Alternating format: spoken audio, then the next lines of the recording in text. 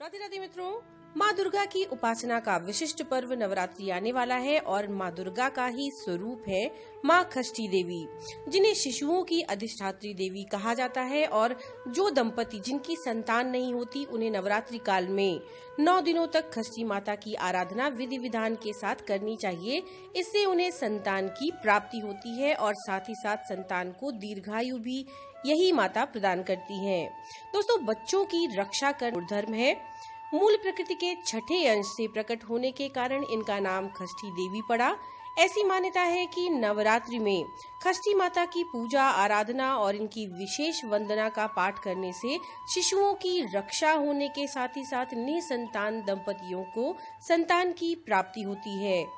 माँ षष्ठी देवी प्रजापिता ब्रह्मा जी की मानस पुत्री हैं और कार्तिकेय की प्राण प्रिया हैं।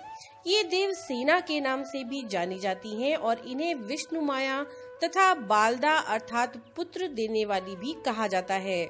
भगवती षष्ठी देवी अपने योग के प्रभाव से शिशुओं के पास सदा वृद्ध माता के रूप में अप्रत्यक्ष रूप से विद्यमान रहती हैं, ऐसी मान्यता है। वह उनकी रक्षा करने के साथ ही साथ उनका भरण पोषण भी करती हैं। बच्चों को स्वप्न में कभी रुलाती हैं, कभी हंसाती हैं, कभी खिलाती हैं, कभी दुलार करती हैं। ऐसा कहा जाता है कि जन्म के छठे दिन जो छठी मनाई जाती है वो इन्हीं षष्ठी देवी की पूजा की जाती है। ये अपना अभूतपूर्व वात्सल्य छोटे बच्चों को प्रदान करती हैं। दोस्तों, माँ षष्ठी की पूजन हमें कैसे करना चाहिए? माँ षष्ठी की पूजा विधि कुछ इस प्रकार है। जो दंपति जिनकी संतान नहीं है, जिन संतान सुख चाहते हैं, संतान प्राप्ति करने में किसी भी प्रकार की बाधा है, उन्हें नवरात्रि काल में दोनों संध्याओं में मतलब सुबह और शाम दोनों टाइम आपको माता षष्ठी के स्तोत्र का पाठ करना चाहिए। नवरात्रि के पहले दिन संतान प्राप्ति की कामना से शालिग्राम शिला पे या कलश पे या वटवृक्ष के मूल पे या फिर दीवाल पे लाल चंदन से षष्ठी देवी की आकृति बनाकर उनका पूजन 9 दिनों तक श्रद्धा और विश्वास से करना चाहिए। जिस मंत्र का उच्चारण करते हुए माँ षष्ठी का आपको आवाहन करना चाहिए वो मंत्र है षष्ठांशाम प्रकृते शुद्धा सुप्रतिष्ठाश्च सुव्रताम सुपुत्रदाम च शुभदाम दया रूपाम जगत प्रसूम श्वेत चंपक वर्णाभाम रत्नभूषण भूषिताम पवित्र रूपाम परमाम देव सेनाम पराम भजे। आवाहन और ध्यान के बाद माँ षष्ठी का पूरे विधि विधान के साथ पूजन कीजिए। उन्हें पाद्य अर्घ्य और आचमन समर्पित कीजिए। उन्हें स्नान कराइए, वस्त्राभूषण अर्पित कीजिए, पुष्प चढ़ाइए, हल्दी कुमकुम पुष्प अक्षत नैवेद्य से उनका पूजन कीजिए। उन्हें धूप दीप दिखाइए और उसके पश्चात उनका एक मंत्र है, अष्टाक्षर मंत्र है। उस अष्टाक्षर मंत्र का 9 दिनों तक 1100 बार तुलसी या लाल चंदन की माला से आपको जप करना है। वो अष्टाक्षर मंत्र है ओम ह्रीम षष्ठी देव्यै स्वाहा।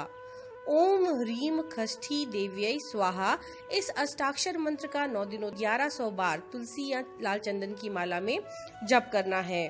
इसके बाद जब मंत्र का जप पूरा हो जाए तो उसके बाद माता षष्ठी देवी के स्तोत्र का पाठ आपको जरूर करना है।